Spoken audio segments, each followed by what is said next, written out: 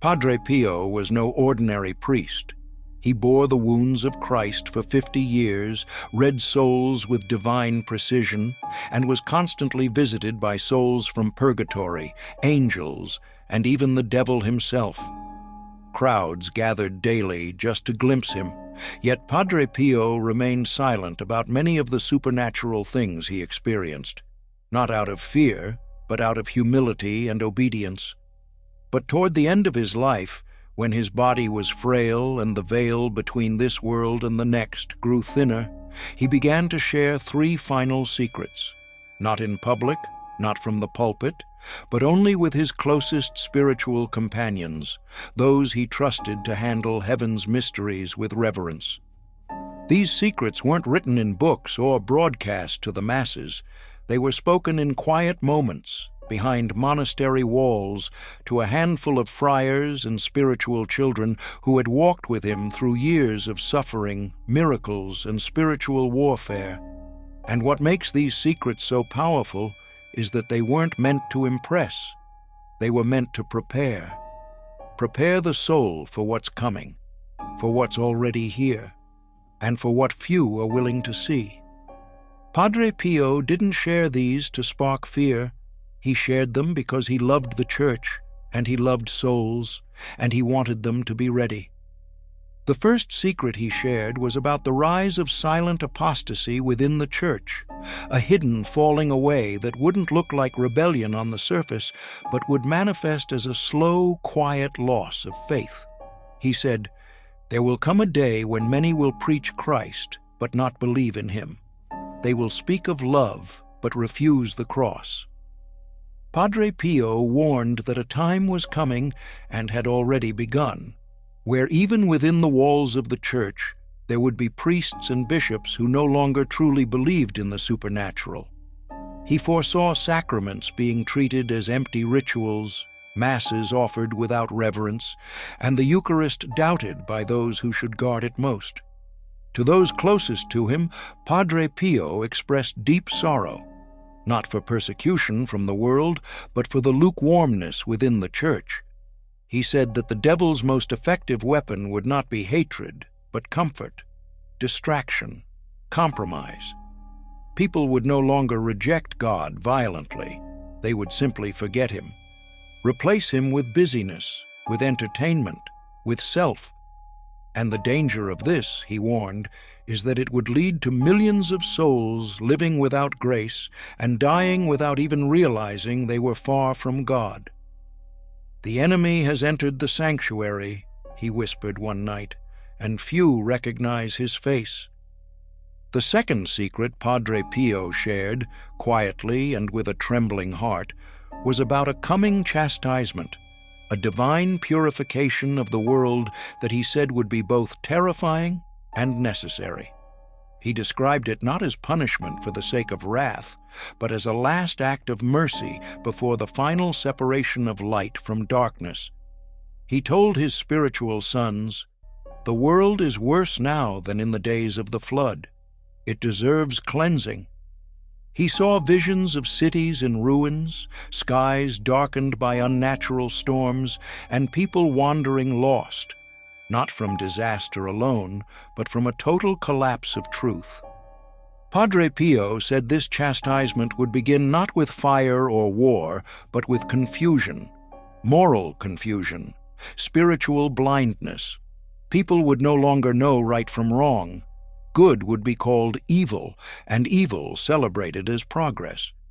He foresaw a time when families would be divided, children would rebel not out of impulse, but because they had been raised without God, and nations would build their laws not on divine truth, but on personal pleasure. He warned that this spiritual decay would invite a storm, one heaven would not hold back forever. "When man plays God, heaven responds," he told one friar. In this secret, Padre Pio described a mysterious, great silence that would fall upon the world, a moment when all communication would cease. No television, no internet, no phones, a supernatural darkness, not just of light, but of spirit. And in that silence, God would speak. He said only those who had remained close to prayer, the sacraments, and especially the rosary, would find peace during that time. Everyone else would panic. He urged those closest to him to prepare not through fear or hoarding, but through conversion and penance. "Do not wait for the sign," he said. "Live as though it's already begun." He also gave specific instructions. Keep your soul in a state of grace. Confess regularly. Stay near the Eucharist, and never, ever be separated from Our Lady. He said the Blessed Mother would be the ark in the coming storm, just as she was at the foot of the cross. Those who stayed under her mantle would survive not just physically, but spiritually. He promised that Mary would guide her children through the darkness, and that even in the worst hour, God's mercy would be available, but only to those who asked. And he wept as he said, "Many will not ask, even when it is too late."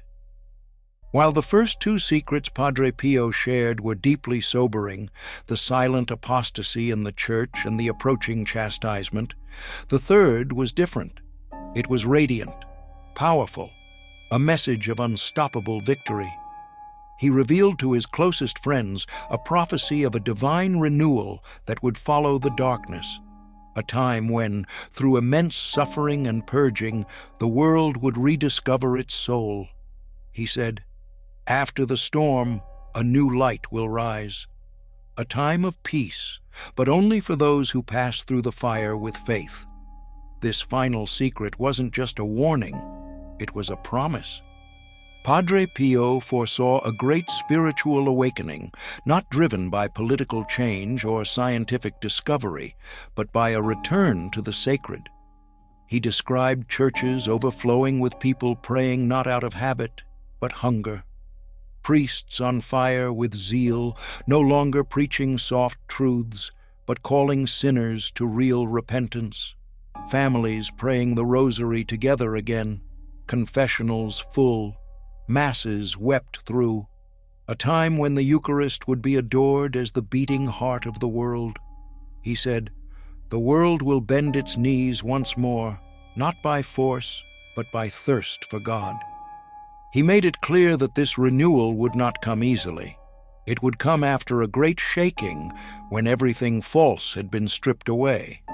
But it would be real, and it would come not from governments or revolutions, but from the hidden prayers of the faithful, the grandmothers who pray the rosary in silence, the anonymous souls offering small sacrifices, the people who say, "Jesus, I trust in you," even when everything seems lost. These, he said, would be the bricks that rebuild the future. "The Church will shine again," he told one friar, "but through the wounds of the faithful." And perhaps the most surprising detail of all, Padre Pio said this renewal would begin in the most unlikely places, not Rome, not the Vatican, but in humble homes, hidden communities, places ignored by the world. There, the fire would spark. There, hearts would be converted. And once lit, the flame would spread. One soul, one family, one miracle at a time. He reminded his companions that God always chooses the small to shame the mighty, that the renewal would not be televised. It would be lived by those who endured, hoped, and remained faithful when the sky went black. Padre Pio didn't reveal these three secrets for drama or curiosity. He shared them with trembling urgency, knowing his time on earth was nearing its end. He wasn't trying to predict headlines. He was trying to prepare souls. And the thread connecting all three messages was crystal clear. Stay awake, stay faithful, stay close to God. Whether facing the silent collapse of faith within the Church, the chastisement on the horizon, or the glorious renewal waiting beyond the storm, every soul must choose now who it belongs to. There is no more time for lukewarmness. There is no more room for pretending. He told his spiritual sons that the enemy would try to convince the faithful that nothing's wrong, that the world is fine, that the church doesn't need to change, and that miracles, saints, and demons are just relics of the past. But Padre Pio saw through this. He said, "The greatest illusion of this age will be normalcy, and many will sleep through the battle." That's why he begged his followers to stay anchored in the sacraments, the rosary, and the cross. These, he said, would be the soul's only compass in the coming confusion. To those afraid of the chastisement, Padre Pio offered not fear, but instruction. Live in a state of grace. Go to confession regularly. Receive the Eucharist with reverence. Pray the rosary every day. Speak less. Listen more. And make your home a place of light, not just through candles or prayers on the wall, but through how you love, forgive, and suffer with Christ. Because when the silence falls, when the shaking begins, only those rooted in the divine will stand firm. And through them, the world will begin again. In his final years, when visitors would ask him, "Will it get better?" Padre Pio would sometimes smile faintly and say, "Yes, but not before it gets worse, and not before it gets holy." That was his final secret. The world will be made holy again, not by the mighty, but by the humble, not by noise, but by sacrifice. And it begins with you now, in the silence of your own soul. Pray, hope, and don't worry. Heaven is watching. Heaven is waiting. And the secrets Padre Pio whispered are now being lived, one soul at a time.